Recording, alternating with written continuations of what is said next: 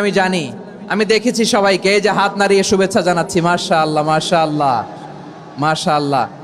আমি আমার প্রিয় ভাইদের জন্য দোয়া করব আর আবেদন করব, আপনারা একটু শান্ত থাকুন, মেহেরবানি করে শান্ত থাকুন। পারলে বসুন, পারলে বসে পড়ুন, না পারলে দাঁড়িয়ে আজকে আমরা আলোচনা শুনব। না পারলে দাঁড়িয়ে। এই যে ভলান্টিয়ার্স ভাইরা, আপনাদেরকে একটা ওয়েল সিকিউরড প্রোগ্রাম উপস্থাপন প্রেজেন্টেশন দেওয়ার জন্যই ওনারা এত পরিশ্রম করছে। ওনাদেরকে আপনারা আপনাদের বিরোধী ভাববেন না, শত্রু ভাববেন না, ধাক্কাধাক্কি করবেন না, মেহেরবানি করে। নিজের safety security will be get the uppermost priority here today. যদি পারেন বসে যান, না পারলে দাঁড়িয়ে থাকেন। ধাক্কাধাক্কি দেখলে সেফ এক্সিট নেন, আস্তে করে পেছনে চলে যান, ধাক্কাবেন না, মেহেরবানি করে ধাক্কাবেন না। এই দিকটাতে আমাদের বিজিবির ভাইয়েরা, স্বেচ্ছাসেবক ভাইয়েরা, ভলান্টিয়ার্সরা খুব ট্রাই করছে। মেহেরবানি করে না পারলে আস্তে আস্তে পেছনে যান, এই জায়গাটা থেকে বিশৃঙ্খলা করবেন না আপনারা। হ্যাঁ, এই তো মাশাআল্লাহ, অনেক ভালো। বলতে না বলতে শান্ত হয়ে গিয়েছে, আলহামদুলিল্লাহ। আল্লাহর মেহেরবানি।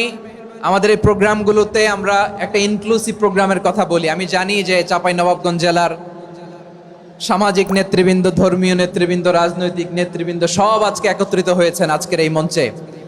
আজকের এই মঞ্চে আছে হেফাজতের নেতৃবৃন্দ, আহলে হাদিস প্ল্যাটফর্মের নেতৃবৃন্দ, আলিয়া মাদ্রাসা, কওমি মাদ্রাসার মুহতামিম সাহেবগণ, অত্র এলাকার আইম্মাতুল মাসাজিদ, ইমাম সাহেবগণ, মুয়াজ্জিন সাহেবগণ, খতিব সাহেবগণ, বিশ্ববিদ্যালয়ের শিক্ষক মণ্ডলীরাও এসেছেন, আমাদের শিক্ষক তুল্য। আজকে আমরা কথা না বলে ওনাদের কাছ থেকে নসিহাত এবং দিক নির্দেশনামূলক বাণী শুনতে পারলে আমরা বেশি কিছু শিখতে পারতাম। তারপরেও আলহামদুলিল্লাহ আমরা কিছু কথা বলার সুযোগ পেয়েছি। এই সময়টাকে আমরা কাজে লাগাবো ইনশাআল্লাহ। আমি শেষবারের মতো অনুরোধ করবো, এই যে এই জায়গায় পুরো মাহফিল একেবারে কোয়াইট এন্ড কাম, মাশাআল্লাহ। এই জায়গায় সামান্য হ্যাঁ, থেমে যাবেন, আওয়াজ করবেন না। আমি দেখতে পাচ্ছি অসংখ্য এলইডি স্ক্রিন, যে একেবারে পেছনে তা নয়, এইখান থেকেই শুরু, এখান থেকেই আপনারা এলইডি স্ক্রিনের দিকে তাকান। ভলান্টিয়ার আপনাকে থামাবে, পুলিশ ভাইয়েরা নিয়ন্ত্রণ করবে, এমনটা না। আমরা সবাই আজকে দায়িত্বশীল। প্রিয় চাঁপাইনবাবগঞ্জ, আওয়াজ করে বলেন, সবাই দায়িত্বশীল আজকে আমরা, ঠিক কিনা? মাশাআল্লাহ। আমি 10 থেকে 1 গুনবো, 10 থেকে 1 গুনার সাথে সাথে এই জায়গাটা একেবারে ঠান্ডা হয়ে যাবে, ডান দিকের মতো ইনশাআল্লাহ।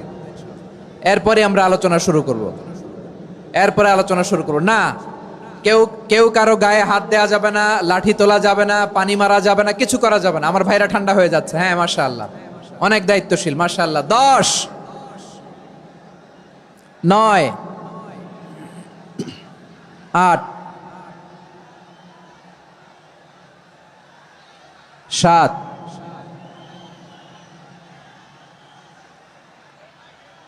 6,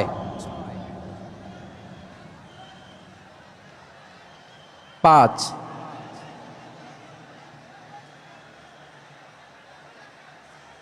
4,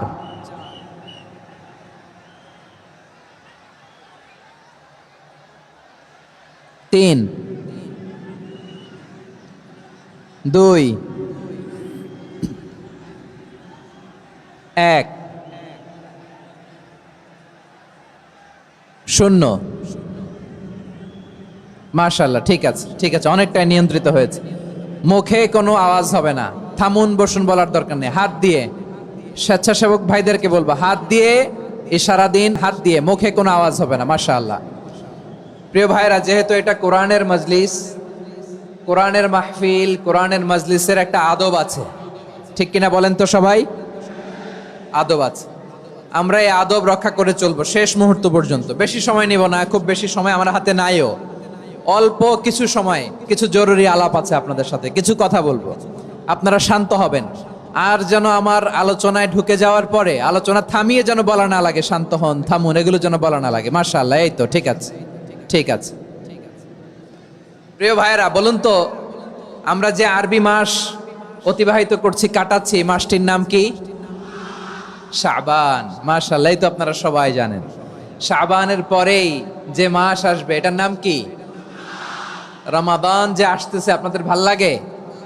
হ্যাঁ, রমাদান নাম শুনলেই মুমিন হৃদয়ে বয়ে যায় প্রশান্তির ফল্গু ধারা, ঠিক কিনা?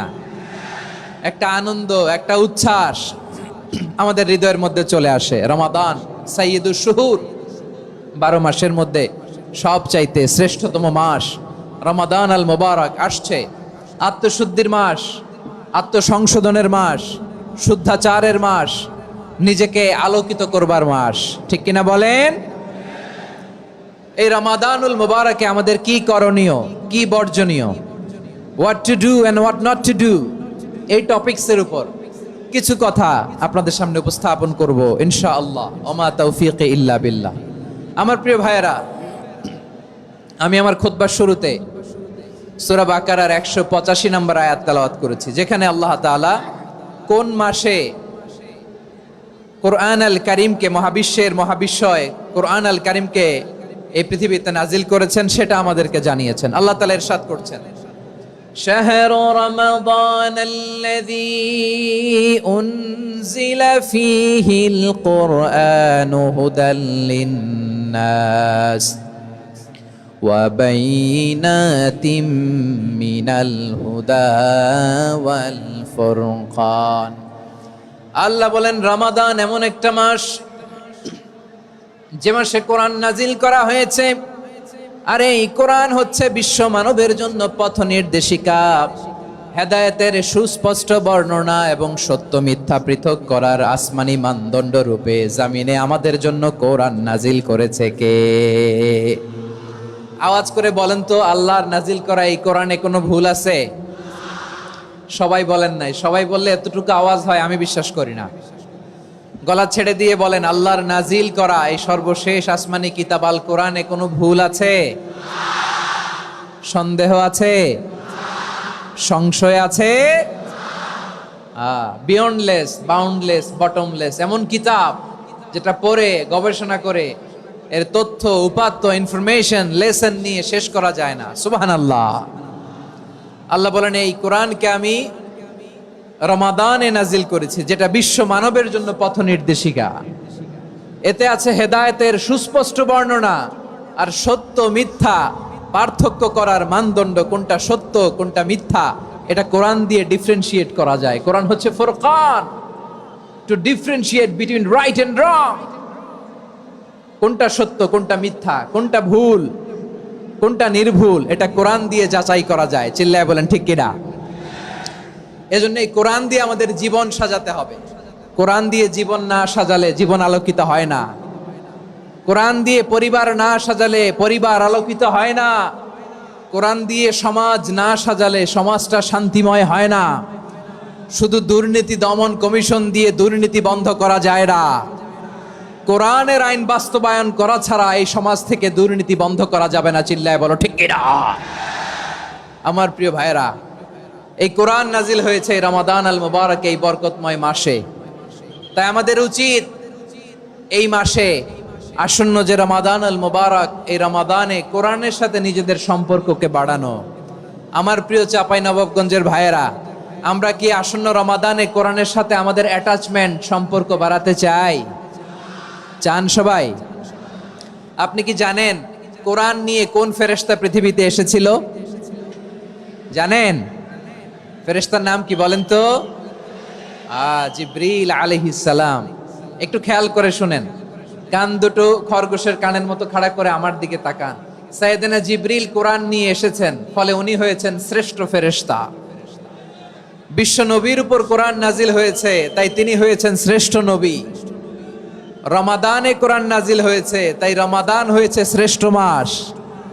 কদরের রাতে কোরআন নাজিল হয়েছে, তাই কদর হয়েছে শ্রেষ্ঠ রাত। আমরাও যদি কোরআনের সাথে সম্পর্ক বাড়াই, আমাদের মর্যাদাও এরকম, আমাদেরকেও শ্রেষ্ঠ মানুষ বানায় দিবে কে? এজন্য কোরআনের সাথে সম্পর্ক বাড়াইতে রাজি আছেন তো? যারাই কোরআনের সাথে সম্পর্ক বাড়ায় এদের মর্যাদা বাড়ায় দেয় কে? দেখবেন আমাদের হাফেজে কোরআন, তারা ইন্টারন্যাশনাল কোরআন কম্পিটিশনে যে গোটা বিশ্বকে পেছনে ফেলে প্রথম পুরস্কার নিয়ে আসে। এত ছোট ছোট বাচ্চা, ও সমাজ বোঝে না, রাজনীতি বোঝে না, টাকা পয়সা বোঝে না, কিচ্ছু বোঝে না, কিন্তু গোটা বিশ্বে ওকে সম্মানের চেয়ারে আসীন করেছে কে?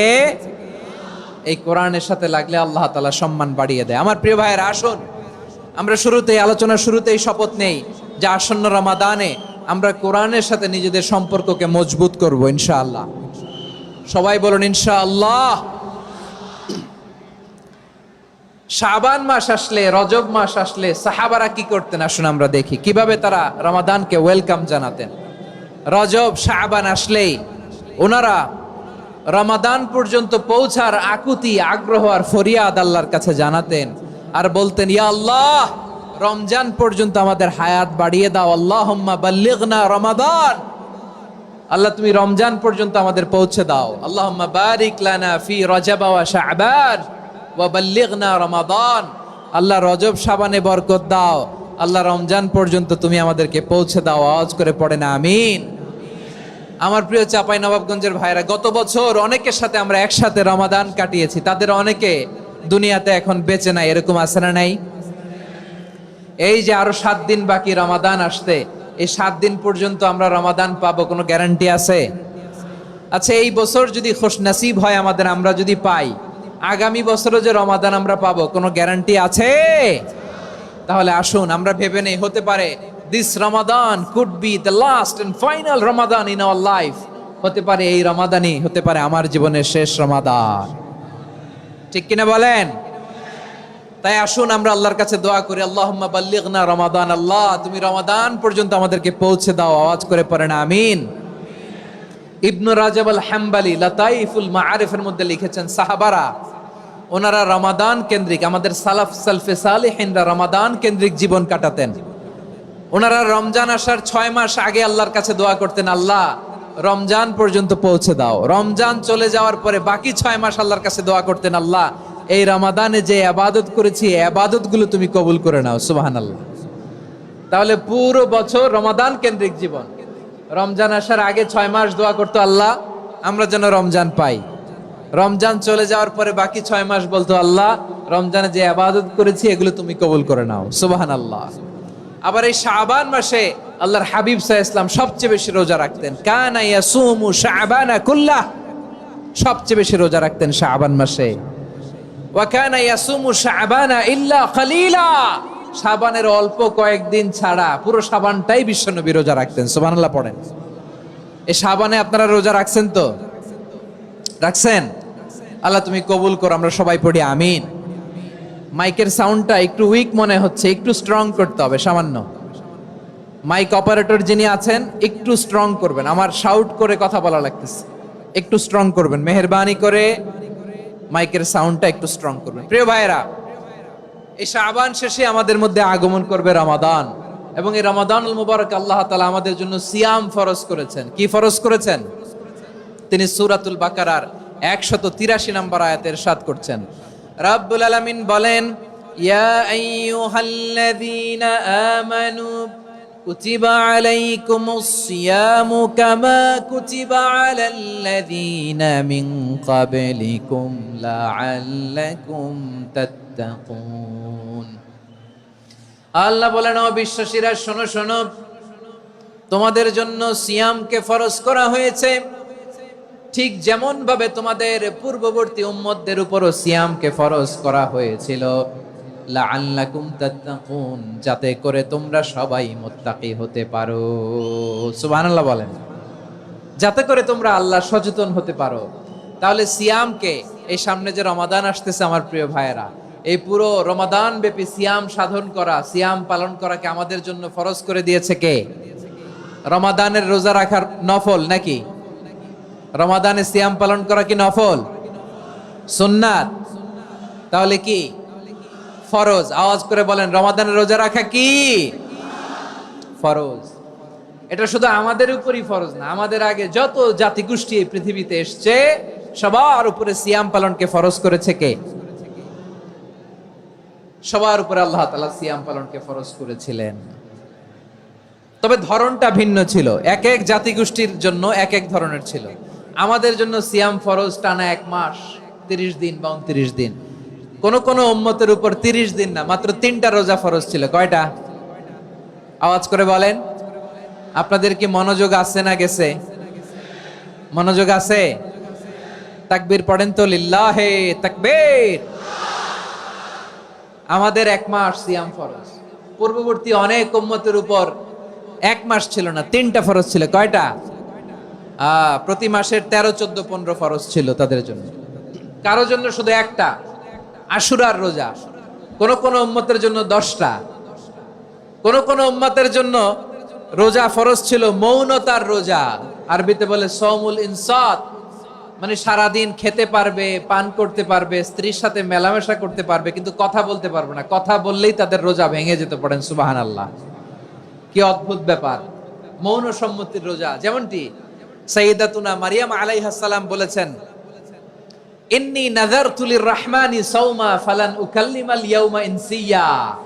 তিনি বলেছেন, আজকে আমি রহমানের জন্য, মানে আল্লাহর জন্য রোজা মানত করেছি, আজকে আমি কারোর সাথে কথা বলতে পারবো না। তো রোজা রাখলে কথা বলতে পারবে না কেন? কারণ ওই শরীয়তে রোজার বিধান ছিল সকাল থেকে সন্ধ্যা খেতে পারবেন, পান করতে পারবেন, কিন্তু কথা বলতে পারবেন না। কথা বললেই রোজা ভেঙে যেত। সুবহানাল্লাহ বলেন। তাহলে সব জাতিগোষ্ঠীর উপরে রোজা ফরজ ছিল, কিন্তু ধরনটা ভিন্ন ছিল। মজার ব্যাপার হচ্ছে, আপনি বর্তমানেও বিভিন্ন ধর্মের দিকে তাকান, বৌদ্ধ ধর্ম, হিন্দু ধর্ম, খ্রিস্ট ধর্ম, তাদের মধ্যেও রোজা আছে। ইংরেজরা, খ্রিস্টানরা এটাকে বলে ফাস্টিং। কি বলে? ফাস্টিং। আমাদের হিন্দু ভাইয়েরা বলে উপবাস। তারা কি বলে? উপবাস। আবার এখন আন্দোলনেরও একটা মাধ্যম হয়েছে এটা, না খেয়ে থাকা। এটারে বলে অনশন। এটারে কি বলে? অনশন ধর্মঘট। মানে আমাদের দাবি না মানলে আমরা খাবো না, রোজা রাখলাম। আছে না নাই? তারপরে আধুনিক বিজ্ঞান এটার একটা নাম দিয়েছে না খেয়ে থাকাকে, অটোফিজি। কি বলে? অটোফিজি। জাপানের এক চিকিৎসা বিজ্ঞানী এই অটোফিজির উপর গবেষণা করে সে নোবেল পেয়েছে। সুবহানাল্লাহ পড়বেন না?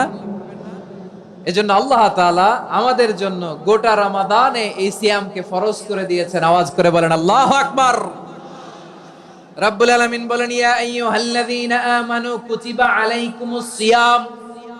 সিয়ামকে তোমাদের উপরে ফরজ করা হয়েছে, কামা কুতিবা আলাল্লাযীনা মিন ক্বাবলিকুম, যেমনি তোমাদের পূর্ববর্তীদের উপর রোজা ফরজ করা হয়েছিল, লাআল্লাকুম তাত্তাকুন, যাতে করে তোমরা আল্লাহ সচেতন হতে পারো, যাতে করে তোমরা মুত্তাকি হতে পারো। লাআল্লাকুম তাত্তাকুন, যাতে করে আমরা আল্লাহ সচেতন হতে পারি, আল্লাহ কনসিয়াসনেস আমাদের মধ্যে গ্রো করে। এটা হচ্ছে রোজার prime objective, the prime objective of সিয়াম। অনেকে জিজ্ঞেস করলে অনেকে বলে রোজার মূল উদ্দেশ্য হচ্ছে না খেয়ে থাকা। না। অনেকে বলে গরিবদের কষ্ট অনুধাবন করা রোজার উদ্দেশ্য। না। রোজার উদ্দেশ্য কি? সিয়াম পালনের উদ্দেশ্য কি? এটা আল্লাহ তাআলা স্পষ্ট এই আয়াতের পেছনে বলেছেন যে লাআল্লাকুম তাত্তাকুন, যাতে করে তোমরা আল্লাহ সচেতন হতে পারো, আল্লাহ ভীতি তোমাদের মধ্যে গ্রো করে, গড কনসিয়াসনেস, আল্লাহ কনসিয়াসনেস, আল্লাহ সচেতনতা যেন বাড়ে, দ্য সেন্স অফ অ্যাকাউন্টেবিলিটি। আল্লাহর সুপ্রিম কোর্টের কাঠগড়া এই দুনিয়াতে আমি যাই করলাম তার সবকিছু যে পাই টু পাই হিসাব দিতে হবে, এই sense, to enhance the sense that what ever we do Allah is watching me. আপনি যাই করেন কেউ দেখে না, কিন্তু দেখে কে? শুরুতেই তো জিজ্ঞেস করেছিলাম যে কেউ যেটা দেখে না সেটা দেখেন কে? কেউ যেটা শোনে না সেটা শোনেন কে? এর নাম হচ্ছে লাআল্লাকুম তাত্তাকুন, যাতে করে তোমরা আল্লাহ সচেতন হতে পারো, আল্লাহ ভীরু হতে পারো। দুনিয়ার কেউ দেখে না, কিন্তু আল্লাহ দেখে। এটাই রোজার মূল শিক্ষা। আমার প্রিয় ভাইরা, আপনি লুকিয়ে লুকিয়ে ঘরের ভেতরে অন্যায় করেছেন, পাপ করেছেন, আপনার বাবা দেখে নাই, মা দেখে নাই, স্ত্রী দেখে নাই, কিন্তু দেখেছে কে? আল্লাহর চোখ ফাঁকি দেয়া যায়? আচ্ছা, বুঝে থাকলে বলেন তো, সিসি ক্যামেরার চোখ ফাঁকি দেয়া যায় কি যায় না? পুলিশের চোখ, র্যাবের চোখ, বিমানবন্দরে কাস্টমস অফিসারের চোখ, কিন্তু আমার আল্লাহর চোখ? সবাই বলেন, আল্লাহর চোখ ফাঁকি দেয়া যায়? এই সেন্সটা নিয়ে আসা নিজের মধ্যে, আমি what ever I do Allah is watching me, যাই করি আল্লাহ দেখে। লাআল্লাকুম তাত্তাকুন। রমাদানের রোজা, ইফতারি, সিয়াম, ইবাদত সব কিছুর মধ্য দিয়ে আপনাকে খেয়াল করতে হবে যে লাআল্লাকুম তাত্তাকুন এই স্ট্যান্ডার্ড এটা অ্যাচিভ হচ্ছে কিনা আমাদের, যাতে করে তোমরা মুত্তাকি হতে পারো, আল্লাহ ভীরু হতে পারো। তাকওয়া, এটা হচ্ছে the essence of Islam. What is তাকওয়া? তাকওয়া মানে কি? তাকওয়ার সংজ্ঞা অনেকে অনেক ভাবে দিয়েছেন। আমি সরাসরি সাহাবাদের কাছ থেকে একটা সংজ্ঞা আপনাদের শোনাচ্ছি। ওমরে ফারুক রাদিয়াল্লাহু তাআলা আনহু উবাই ইবনে কাব রাদিয়াল্লাহু তাআলা আনহুকে জিজ্ঞেস করেছিলেন, ইয়া উবাই মা হুয়া তাকওয়া, হে উবাই তাকওয়া কি? তাকওয়া কাকে বলে? উবাই ইবনে কাব তিনি প্রশ্নের উত্তর না দিয়ে উনিও আবার প্রশ্ন ছুড়লেন। তিনি বললেন, ইয়া আমিরাল মুমিনিন, আমা সালাকতা তরিকান যা শাউক, আপনি কি কাঁটাযুক্ত রাস্তা দিয়ে মরুভূমিতে কখনো হেঁটেছেন? যে রাস্তার চারদিকে ক্যাকটাস, গুলমলতার কাঁটা, হেঁটেছেন? ওমরে ফারুক বললেন, নাম, হেঁটেছি। বালা, হেঁটেছি। কাইফা আমিলতা, কিভাবে হেঁটেছেন?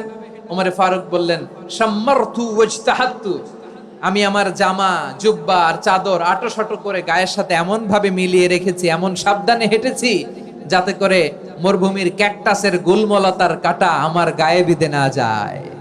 উবাই ইবনে কাব বললেন, ফাযালিকা হুয়া তাকওয়া, আরে তাহলে আপনি তো ঠিকই জানেন তাকওয়া মানে কি, এটাই তো তাকওয়া। ওই রাস্তা দিয়ে যেভাবে হেঁটেছেন, পুরো দুনিয়ার জিন্দেগিটা এইভাবে সাবধানে চলার নামই হচ্ছে তাকওয়া। চিল্লায় বলো ঠিক কিনা? এই দুনিয়াতে পাপ পঙ্কিলতা থাকবে, শয়তানির হাতছানি থাকবে, অপরাধ প্রবণতা থাকবে, নফসের খায়েশ থাকবে, অন্যায়ের হাতছানি থাকবে। সব কিছুকে দলে মুচড়ে পেছনে ফেলে সাবধান হয়ে এই দুনিয়ার সিরাতুল মুস্তাকিমের পথে চলতে হবে। যে রাস্তা শুরু হয়েছে দুনিয়াতে, শেষ হয়ে গিয়েছে আল্লাহর জান্নাতের ভেতরে। চিল্লায় বলেন ঠিক কিনা?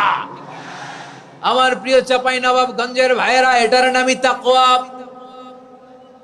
উবাই ইবনে কাব বললেন, ও আমিরুল মুমিনিন, ওই কাঁটাযুক্ত গুলমলতার রাস্তার মধ্যে ঠিক যেমনি সাবধান হয়ে আপনি হেঁটেছেন, এই দুনিয়ার বুকে ওই সাবধান হয়ে চলার নাম হলো তাকওয়া। সুবহানাল্লাহ। তাহলে তাকওয়া কারে বলে? আমার চাঁপাইনবাবগঞ্জের কলিজা টুকরা ভাইয়েরা, বুঝতে পারছেন আপনারা? হ্যাঁ, তাকওয়ার শুধু দুইটা নমুনা আপনাদের সামনে পেশ করব, আপনাদের ক্লিয়ার হয়ে যাবে। একটা নমুনা তো দিলাম, আরেকটা নমুনা, সেটাও ওমরে ফারুক রাদিয়াল্লাহু তাআলা আনহুর জীবনী থেকে। উনি ছিলেন ন্যায়পরায়ণ শাসক। রাত্রিবেলা প্রজাদের কি হাল হাকিকত, কি অবস্থা, ঘুরে ঘুরে প্যাট্রোলিং করতেন পুলিশের মতো। তো সারা রাত প্যাট্রোলিং করে সারা রাত তিনি ঘুরেছেন কার কি অবস্থা দেখে। শেষ রাতে তিনি ফিরে আসতেছেন। তিনি থাকতেন, সেই বুখারীতে এসেছে, কানা ইয়াসকুনু ফি আওয়ালিল মদিনা, মদিনার উঁচু এলাকায় থাকতেন। তো ফিরে আসার সময় উনি একটা প্রাচীর বেষ্টিত ঘরের পাশে দুইজন নারীর কথোপকথন শুনতে পেলেন। কয়জন নারীর? দেখি আপনাদের মনোযোগ আছে কিনা, বলেন কয়জন নারীর? একজন বৃদ্ধা, একজন যুবতী। উনি কান লাগিয়ে শুনতে পাচ্ছেন। বৃদ্ধা মা, ওমর ফারুক কাউকে দেখতে পাচ্ছেন না, শুনতে পাচ্ছেন। বৃদ্ধা মা তার যুবতী মেয়েকে বলে, এই তাড়াতাড়ি ওটের দুধ দহন করে ওটের দুধের সাথে পানি মিশাও, তাইলে কালকে বাজারে মদিনায় বেশি দামে বিক্রি করা যাবে, লাভ হবে অনেক। বৃদ্ধা মহিলা এটা বললেন। যুবতী মেয়ে উত্তরে বলে, মা আপনি জানেন না আমিরুল মুমিনিন খলিফাতুল মুসলিমিন ওমরে ফারুক দুধে পানি মিশানোকে দণ্ডনীয় অপরাধ বলে ঘোষণা দিয়েছে, জানেন না? এবার বৃদ্ধা মহিলা বলে, আরে পাগলি, এই ভোর রাতে আমিরুল মুমিনিন ওমরে ফারুক আসবে কোত্থেকে? উনি আসবে কোত্থেকে? ওনার পাইক পেয়াদা সিকিউরিটি আসবে কোত্থেকে? কেউ দেখবে না। আরে কেউ দেখবে না, তাড়াতাড়ি দুধের সাথে পানি মেশাও। এই কথা যখন মা বলেছে, যুবতী মেয়েটা চমৎকার একটা উত্তর দিয়েছে। তিনি বলেছিলেন, ইয়া উম্মি, ও আমার মা, লাউলা রাআ উমর লা রাআ রাব্বু উমর, ও আমার প্রিয়তমা মা, আপনি ঠিকই বলেছেন, গভীর রাতে ওটের দুধে পানি মিশালে ওমর দেখবে না, কিন্তু মা খেয়াল রাখবেন, ওমর যদি নাও দেখে, ওমরের রব কিন্তু দেখে। চিল্লায় বলেন ঠিক কিনা? দিস ইজ কল্ড তাকওয়া। লাউলা রাআ উমরু লা রাআ রাব্বু উমর, ওমর দেখে না কিন্তু ওমরের রব দেখে। চিল্লায় বলেন ঠিক কিনা? এজন্য রব্বুল আলামিন বলেন, লা তুদরিকুহুল আবসার ওয়া হুয়া ইউদরিকুল আবসার ওয়া হুয়াল লাতীফুল খাবীর। তিনি এমন সত্তা, দুনিয়ার কোন চোখ তাকে দেখে না, কিন্তু দুনিয়ার সবগুলো চোখকে, সব মানুষের অ্যাক্টিভিটিসকে আরশের উপর থেকে সব কিছু মুহূর্তে মুহূর্তে দেখতে পান কে? তাহলে তাকওয়া কারে বলে বুঝতে পারছেন? দুনিয়াতে সাবধানে চলার নাম তাকওয়া। কেউ দেখে না কিন্তু আল্লাহ দেখে। এই সেন্স, এই জবাবদিহিতার ভয়, দ্য সেন্স অফ অ্যাকাউন্টেবিলিটি, এই সেন্স নিজের মধ্যে গ্রো করার নাম হচ্ছে তাকওয়া। আর এই সিয়াম পালন করার প্রাইম অবজেক্টিভ অফ সিয়াম হচ্ছে লাআল্লাকুম তাত্তাকুন। আওয়াজ করে বলেন, লাআল্লাকুম তাত্তাকুন।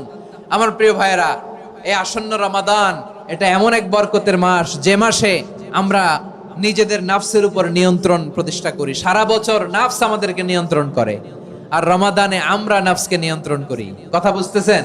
সারা বছর নাফস আমাদেরকে নিয়ন্ত্রণ করে। এই যে এখন আমার খেতে মনে চাইলে যে খেজুর রাখ, আমি খেজুর খেতে পারবো, নাটস আছে, বাদাম খাইতে পারি। খাইতে মন চাইলে পানি, আমার রুহুটা চায়, আমার নাফসটা খেতে চায়, আমি খেতে পারি, পান করতে পারি।